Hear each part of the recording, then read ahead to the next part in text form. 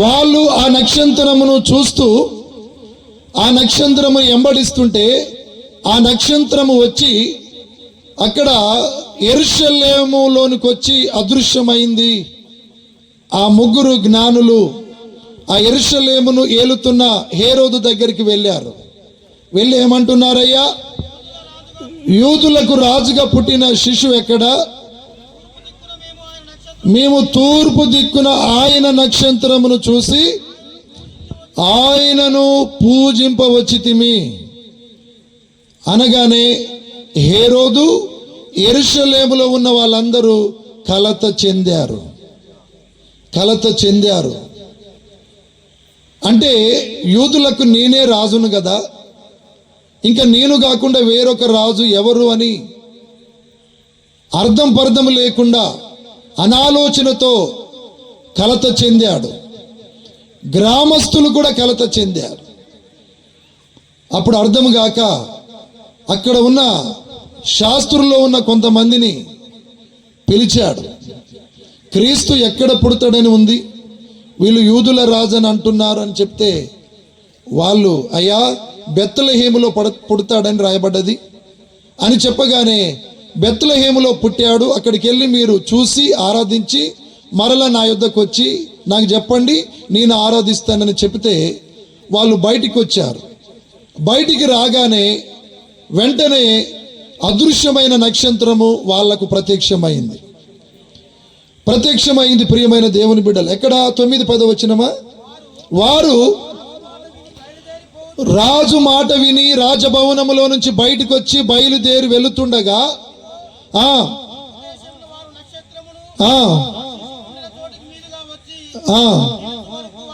హల్లెలూయా 9వ వచనమేనా?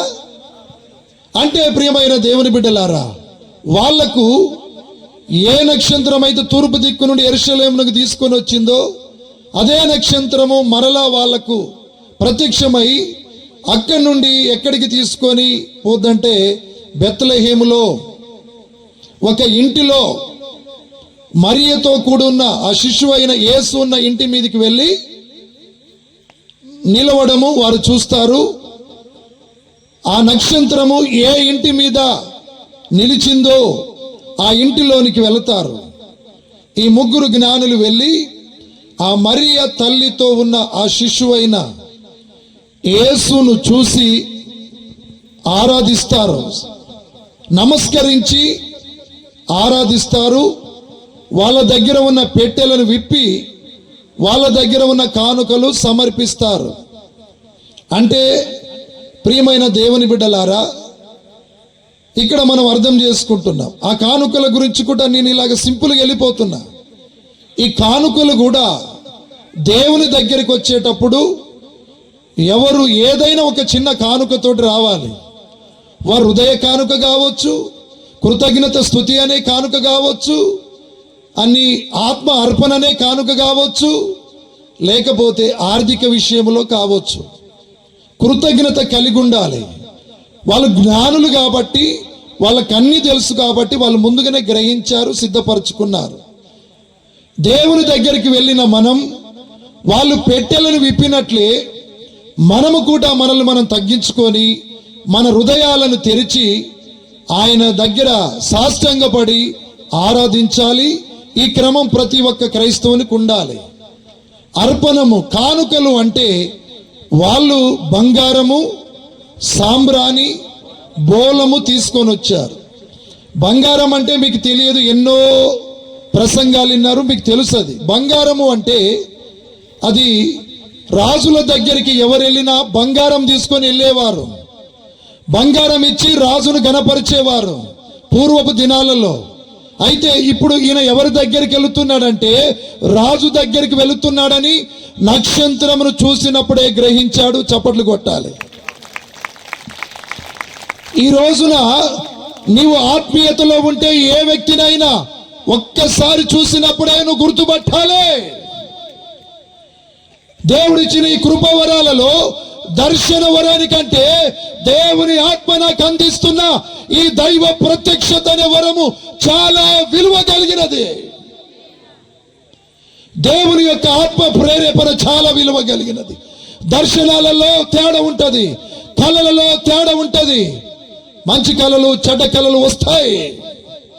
ఆ కళలు చెప్పే దైవజనులు ఉన్నారు, వినే విశ్వాసులు ఉన్నారు. కానీ దేవుని ఆత్మ ద్వారా, దేవుని ఆత్మ ప్రేరేపణ ద్వారా ఎవరు నడిపించబడతారో వారు నిశ్చయముగా దేవుని కుమారులు కుమార్తెలై ఉంటారు.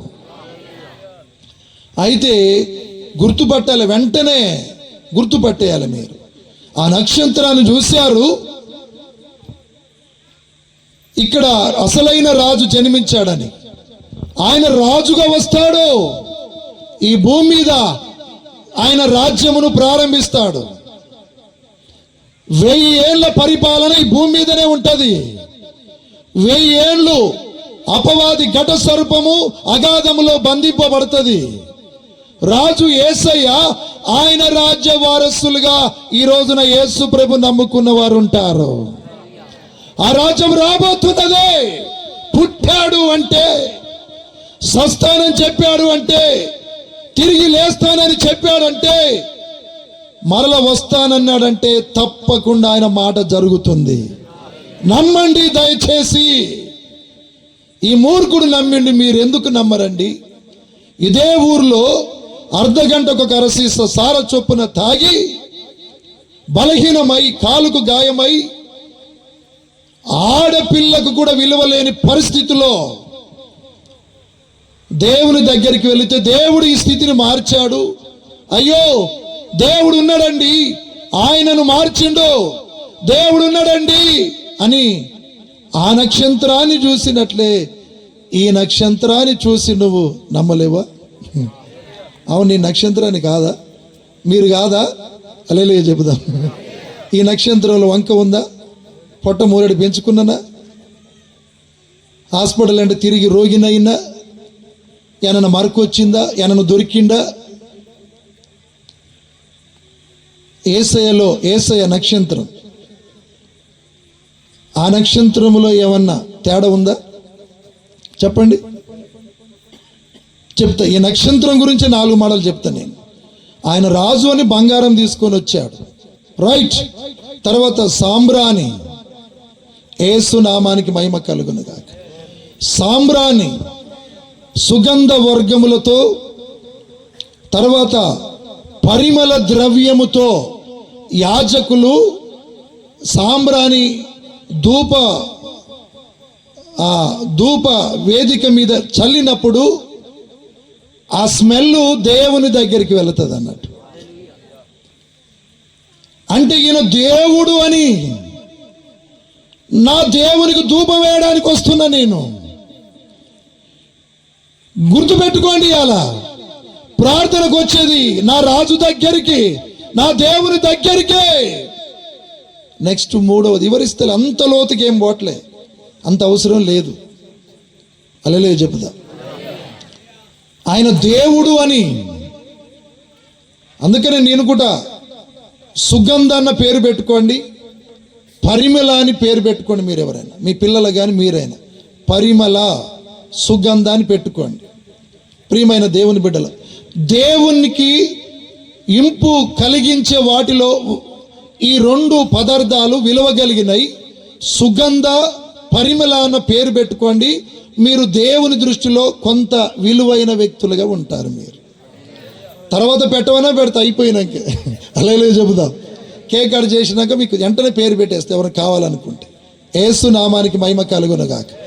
తరువాత 3వ దాని విషయంలో బోలము అంటే, ప్రియమైన దేవుని బిడ్డలారా, చనిపోయిన వాళ్ళని కొంతకాలము వరకు కూడా అది స్ప్రెడ్ కాకుండా, దేహము కుళ్ళిపోకుండా దాన్ని నారబట్టల్లో కలిపి సుడతారు. అంటే ప్రియమైన దేవుని బిడ్డలారా, దావీదు గారు ఈ లోకములో ఉన్నప్పుడు ప్రవచించిండు, దేవుడు పరిశుద్ధుణ్ణి కుళ్ళు పట్టనీయడు. యేసు ప్రభు యొక్క దేహం కుళ్ళు పట్టలే. కాబట్టి ఇక్కడ యేసుక్రీస్తు పుట్టినప్పుడే ఆ వ్యక్తి బోలమును ఎందుకు తీసుకొచ్చాడంటే, ఈ వ్యక్తి మరణిస్తాడు సర్వమానవాళి పాపముల కొరకు, తన ప్రజలను పాపముల నుండి రక్షించుటకు మరణిస్తాడు అని మరణానికి గుర్తుగా ఈ బోళమును తీసుకొచ్చాడు, పునరుత్థానానికి గుర్తుగా ఆ బోళాన్ని తీసుకొని వచ్చాడు. ఈ బోళము మరణ పునరుత్థానములకు గుర్తు. అంటే యేసయ్య మరణిస్తాడు, తిరిగి లేస్తాడని. వీళ్ళు ముందుగానే ఈ కానుకలు తీసుకొని వచ్చారు, సమర్పించారు, ఆరాధించారు, వెళ్ళిపోయారు.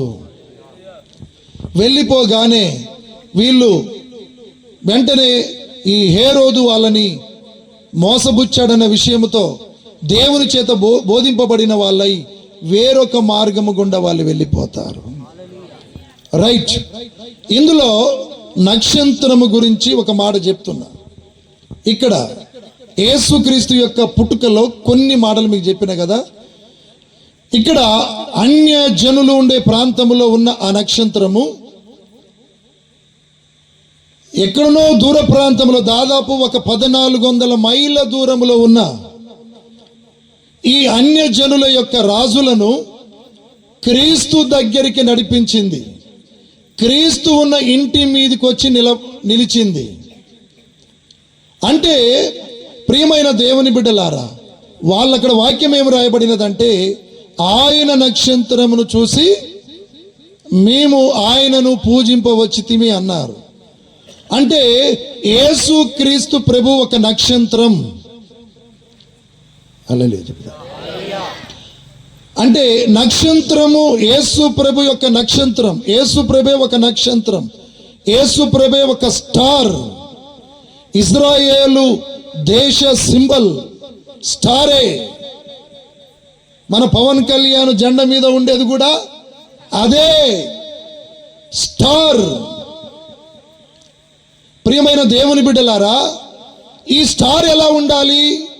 5 కొనలు కలిగి ఉండాలి. ఏ కొన కూడా మా వాళ్ళని చేయించగరమ్మా అంటే చూడు ఎలా చేయించు. ఆ కొన ఎట్టుంది, దాని రూపం ఎట్టుంది, ఏంది ఇది? స్టార్ అయినా ఇది? మీరు కూడా అట్నే ఊరట్టుంది, అట్లా చేసిరు మీరు. కల్లెపల్లి గేటు దగ్గర ఉంది. ఇప్పుడు చూడు, నువ్వు ఎక్కడ ఒక గోరంత వంక ఉంటే నన్ను అడుగు. 10 ఫీట్ల హైట్లో ఉంటుంది. 5 కోనలు కొలిస్తే ఎటు చూసిన 10 ఫీట్లు ఉంటుంది, గింత వంక ఉండదు. అవును, స్టారు పట్ల అంత జాగ్రత్త ఏందండి బ్రదర్ అంటే, ఆ రోజున తూర్పు దిక్కున బబులోను ప్రాంతంలో ఉన్న జ్ఞానులకు దర్శనమిచ్చిన ఆ స్టార్ క్రీస్తు. క్రీస్తులో ఏ వంక లేదు. స్టార్లో నువ్వు ఎందుకు వంక పెడతావు? క్రీస్తులో ఏ వంక లేదు. ఆయన సృష్టికర్త. ఆయన ఆది కాండములో ఆయన సృష్టిని చేసినప్పుడు ఆకాశం చేసిండు, భూమి చేసిండు, గాలి చేసిండు, నీరు చేసిండు, నిప్పును కూడా చేసిండు. ఈ లోకస్తులు ఏమంటారంటే పంచభూతాలు అంటారు. భూతము అంటే దయ్యం, భూతము అంటే శక్తి. వాళ్ళకి తెలియదు పాపం. అంటే ఇవి దేవుని యొక్క వస్తువులు. ఆకాశము, భూమి, గాలి, నీరు, నిప్పు, 5. ఈ 5 రకాల వస్తువులు ఈ స్టారు అనే ఈ 5 కొనాలలో మనం చూసుకున్నట్లయితే, ఇంకొక మాట, యేసు క్రీస్తు కూడా ఆయనకి ఎన్ని గాయాలు ఉన్నాయంటే, 2 కాళ్ళలో 2 గాయాలు, 2 చేతులలో 2 గాయాలు, పక్కలో బల్యపు పోటు, పంచగాయాలు. ఈ పంచభూతాలు అనబడే ఈ దేవుని యొక్క సృష్టిలో ఈ 5 రకాల వస్తువులు మనం చూసుకున్నట్లయితే, యోహాను సువార్త 1వ అధ్యాయంలో 2-3 వచనములు మనం చూసుకున్నట్లయితే, కలిగి ఉన్నది ఏది ఆయన లేకుండా కలగలేదు. చప్పట్లు కొట్టి దేవుని మహిమ పరుద్దాం. ఆకాశమైనా, భూమి అయినా, తర్వాత గాలి అయినా, నీళ్ళైనా, నిప్పైనా, ఈ 5 వస్తువులు యేసయ్య లేకుంటే కలగలేవు. యేసయ్య లేకుండా కలగలేదు. కలిగి ఉన్నది ఏదైనా యేసయ్య లేకుండా కలగలేదు. ఇవి సృష్టిలో అతి ప్రధానమైనవి. ఏంటి? ఆకాశము, భూమి, గాలి, నీరు, నిప్పు. స్టారుకు 5 కొనాలే ఉండాలి. పిచ్చి పిచ్చి స్టార్లు పెట్టుకుంటున్నారు మీరు పిచ్చి పిచ్చి వాళ్ళైతే పిచ్చి పిచ్చి స్టార్లు పెట్టుకుంటారు. యేసయ్య ఎలా ఉన్నాడో అలాగనే ఉండాలి. ఈ పంచభూతాల్లాగా ఈ 5 వస్తువులు పంచగాయాల్లాగా 5 గాయాలున్నాయి. 5 కొనలతో స్టార్ పెట్టాలి. ఆ స్టార్ కూడా అది ఎలా ఉండాలి? నిరంతరము ప్రకాశించాలి. నిరంతరము ప్రకాశించాలి. హల్లెలూయా చెప్పుదాం. అనేకులను ఎవరు నీతిని అనుసరించుటకు నడిపిస్తారో వారు నక్షత్రము వలె నిరంతరము. దానియేలు గ్రంథం 12వ అధ్యాయము 3వ వచనములో అనేకులను ఎవరు నీతిని అనుసరించి నడుచుకొనున్నట్లు. ఈ రోజున ఈ స్థలములో ఉన్న వారిలో నీతిగా బతకమని ఎవరు చెప్తారో, యథార్థంగా బ్రతకమని ఎవరు చెప్తారో, పరిశుద్ధంగా జీవించమని ఎవరు చెబుతారో ఆ వ్యక్తి నక్షత్రము వలె నిరంతరము ప్రకాశిస్తారు. అవును, నక్షత్రము యొక్క తేజస్సు తగ్గదు. దాని వెలుగు వర్ణనాతీతమైనది. ఆ నక్షత్రానికి వంక లేదు. అదే కాదు, అనేక మంది కరుడు గట్టిన అన్యజనులను దేవుడున్న స్థలములోనికి నడిపిస్తుంది ఆ నక్షత్రం. యేసు ప్రభుని నమ్మిన కొత్తలో భీమవరం 7 ఆటోలు వచ్చేది. 7 ఆటోలు. ప్రియమైన దేవుని బిడ్డలారు, మీరు అనుకుంటున్నారు నేను కృతజ్ఞత కలిగిన వాడినండి, ఇంత మేలు చేసినా, ఒక ముద్దన్నం పెట్టినా, కొంత కానుక పెట్టినా నీ మర్చిపోయే వ్యక్తిని కాదు. ఒక దైవజనుడు అన్న ఒక స్థాయినే మర్చిపోయి ఇంకొక రకంలోనికి వెళ్ళిపోతా. నేను చెప్పిన కదా, దేవుని ఆత్మ చెప్పింది, యాకోబు నువ్వు సంఘం కట్టలేవు కానీ ఎవడు వేయలేని పునాది వేసిపోతావు, నీ కుమారుడు శాంతి కడతాడు, గొప్ప సంఘాన్ని కడతాడు ఆయన. వెంటనే నేను ధ్యానించినప్పుడు దావీదు సొలొమోను జ్ఞాపకం వచ్చారు. దావీదు, నా హృదయానుసారుడవయ్యా, నా హృదయం నీ హృదయం ఒకటే గాని నువ్వు యుద్ధాలు చేసి చేసి నీ రక్తం నీ చేతులు నెత్తురుతో నిండి ఉన్నాయి, వద్దులే గాని నీ కొడుకు చాలా జ్ఞానవంతుడు, ఓపిక గల్లోడు, ఆ వ్యక్తి మాట్లాడితే ఎవడు ఎదుట నిలబడలేడు. నీకుండే ప్రత్యేకత నీకు ఇచ్చిన, నీ కొడుకుకుండే ప్రత్యేకత నీకు ఇచ్చిన. అంటే ప్రియమైన దేవుని బిడ్డ, ఇంకోటి చెప్పన, దావీద్ సౌలుకు నా కృపనిచ్చి కొట్టేసిన గాని నీ కుమారుడైన సొలొమోనుకి ఇచ్చిన కృప మాత్రం కొట్టేయను. ఎందుకంటే ఆయన నా కుమారుడు అయి ఉంటాడు, నేను అతనికి తండ్రిని అయి ఉంటా. ఒకవేళ అతడు ఏమైనా తప్పు చేస్తే నరుల దండముతో వారిని శిక్షిస్తా గాని సౌలును దూరం చేసినట్లు ఇతన్ని దూరము చేయను. హల్లెలూయా చెప్పుదాం. గమనించండి ప్రియమైన దేవుని బిడ్డలారా, దేవుడు ఉన్న స్థలములోనికి ఈ రోజున మీరు కూడా అనేక మందిని, ఈ చర్చికి వచ్చిన వాళ్ళు ఆ చర్చికి, ఆ చర్చికి వచ్చిన వాళ్ళు ఈ చర్చికి తిప్పకండి. కానీ ఇక్కడ నక్షత్రం ఎక్కడికి పోయిందన్నా? ఎక్కడికి వెళ్ళింది? అన్యజనులు. తూర్పు పడమర అంటే తూర్పు దిక్కున వెలిసిందంటే తూర్పున ఎవరున్నారు? క్రైస్తవులు రా. ఈ రోజున సువార్థికుడైనా, దైవజనుడైనా, ఒక విశ్వాస అయినా, పరిచారకుడైనా అన్యజనులుండే దగ్గరికి వెళ్ళాలి.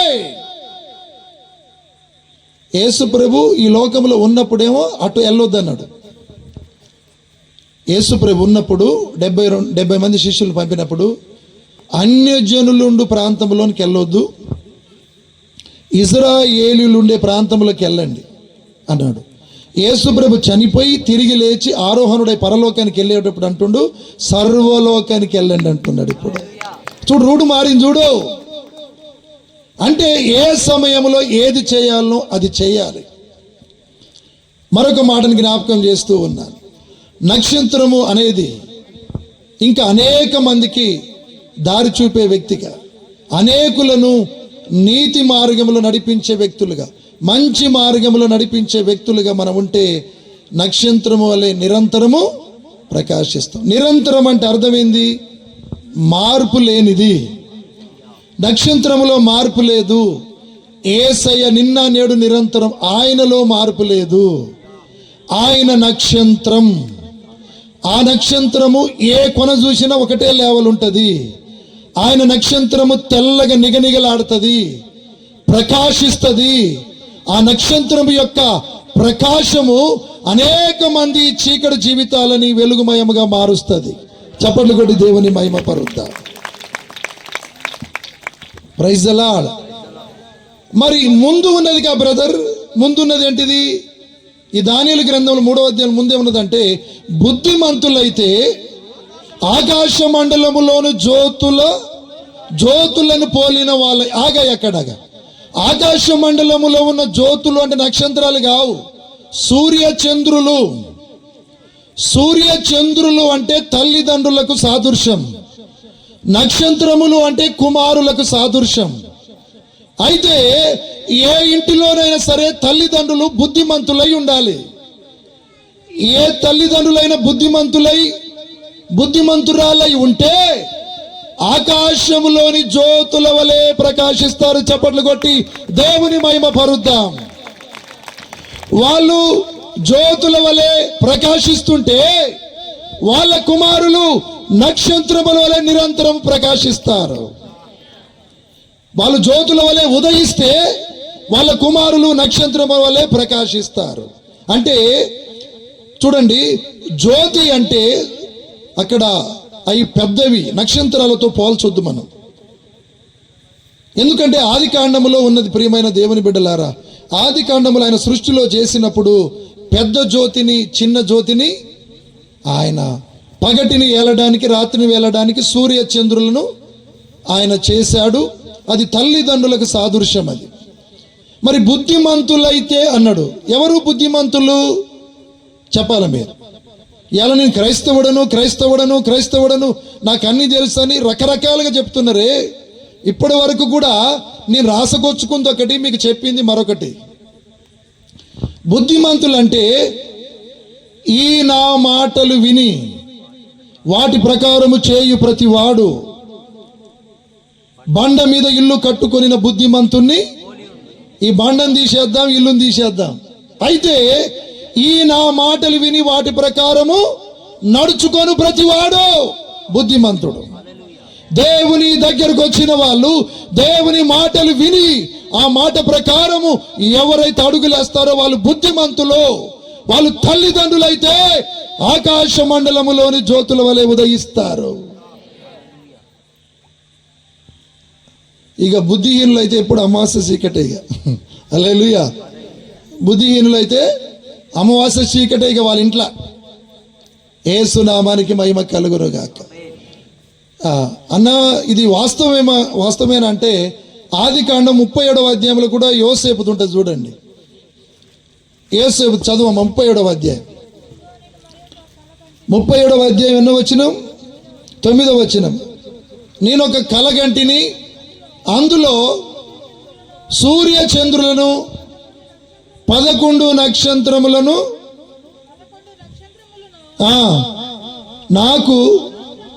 నాకు సాష్టాంగపడనని చెప్పాను.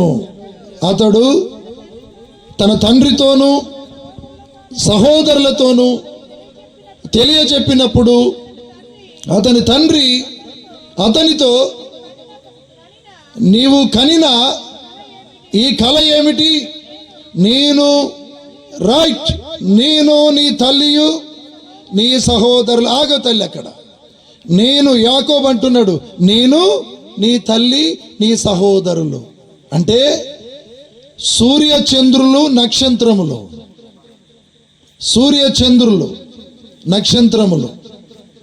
ఇక్కడ యోసేపుకు ఏం చేస్తున్నాయి? సాష్టాంగపడి నమస్కారం చేస్తున్నాయి. 11 నక్షత్రములు అంటే 11 మంది అన్నదమ్ములు, వాళ్ళ అన్నలు.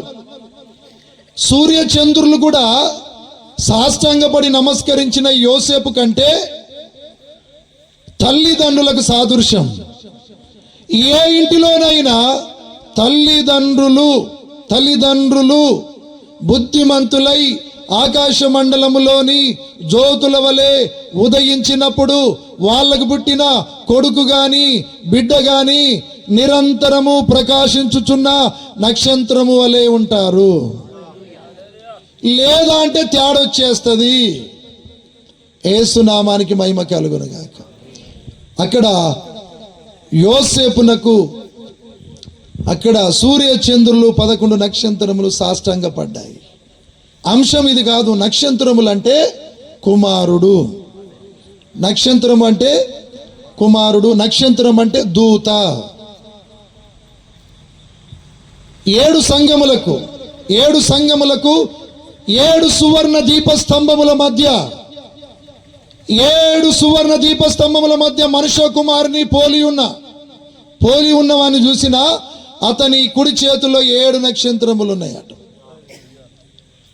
7 నక్షత్రములు ఉన్నాయట. ఈ 7 నక్షత్రములు వీటి యొక్క అర్థం ఏమిటంటే 7 సంఘములకు 7 దూతలు అని అర్థం. అంటే నక్షత్రము దూతకు గుర్తు, కుమారునికి గుర్తు. అబ్రహాముకు సంతానం లేదు, దేవుడు సంతానం ఇస్తున్నాడు. 15వ అధ్యాయం ఆదికాండం. అబ్రహాము బయటికి రా ఇంట్లో నుండి, ఆకాశం వైపు చూడన్నాడు. చూసిన ప్రభువా ఏం కనబడుతున్నాయి? నక్షత్రములు కనబడుతున్నాయి, లెక్క పెట్టుకొని చేతనైతే అన్నాడు. అయ్యా నీ లెక్క పెట్టలేనన్నాడు. Right, correct. ఇది దావీదు రాజు తన సైన్యమును లెక్క పెట్టుకొని ప్రాణం మీదకి తెచ్చుకున్నాడు. ఇలా మా సంఘానికి ఎంతమంది వస్తున్నారని లెక్క పెట్టుకొని సంఘాలు ఖాళీ అయిపోయినాయి. నా ఎంట ఇంతమంది తిరుగుతున్నారని చెప్పి గర్వపడ్డాడు. నిస్సహాయుడు, నిరాశపరుడైపోయాడు. ఆస్తిని గాని, కుటుంబంలో ఉన్న కులాన్ని గాని, బంధువులను గాని, సంఘంలో ఉన్న విశ్వాసులు గాని, నీకున్న ఏ రకమైన వాటినైనా సరే ఉంటే ఉండని అనుభవించు, కానీ లెక్క పెట్టుకొని దాన్ని చూసి నువ్వు మురిసినవనుకో ముప్పు తిప్పలు పెట్టిస్తాడు ఆయన. దావీదు ఆయన విజయాలన్నిటికీ పరాక్రమశాలి దేవుడైన యెహోవా అయితే, ఈయనకు సైతానుడు ప్రేరేపించి యోవాబుతో చెబుతాడు. యోవాబు, అభిషై దావీదు యొక్క చెల్లెలు కొడుకులు, నమ్మకస్తులు, మేనమావ కొరకు ప్రాణములు ఇచ్చిన వాళ్ళు. ఇవాళ మీకు వరుస తప్పొద్దు, క్రమం తప్పొద్దు. తండ్రి కొడుకులైనా, తల్లి బిడ్డలైనా, అత్త కోడళ్ళైనా, మా వాళ్ళైనా వరుస తప్పొద్దు, క్రమం తప్పొద్దు. అప్పుడే పరిశుద్ధాత్మ దేవుడు మనకు తోడుగా ఉంటాడు. ఎన్ని శ్రమలు వచ్చినా మనం లెక్క పెట్టాం. మనం ఈ రోజున నీవు కూడా ఒక నక్షత్రములాగా ఈ రోజున వెలగాలను. ఆ నక్షత్రమునకు 5 కొనలలో ఎక్కడ గోరంత లోపం లేనట్లు ఈ గ్రౌండ్లో అడుగుపెట్టిన పిల్లలు, పెద్దలు, స్త్రీలు, పురుషులు ఆ రకంగా ఆత్మీయతలో అమర్చబడాలి. అదే క్రిస్మస్ అంటే. నీవు ఒక నక్షత్రములాగా మారి అనేక మందిని దేవుని దగ్గరికి నడిపించేదే అదో ఒక గొప్ప క్రిస్మస్. ఆయన పుట్టినప్పుడే కదా ఈ నక్షత్రము ఆ తూర్పు దిక్కున ఉన్న జ్ఞానులను నడిపించినది. నీవు ఎప్పుడైతే ఒక నక్షత్రములాగా మారి అనేక మందిని నీతిని అనుసరించుటకు, అనగా యేసు ప్రభు వైపునకు ఎప్పుడైతే నువ్వు తిప్పుతావో అప్పుడు నీ జీవితంలో క్రిస్మసే. యేసు నామానికి మహిమ కలుగునుగాక. గమనించండి, ఆయన లేకుండా ఏమి కలగలేదు.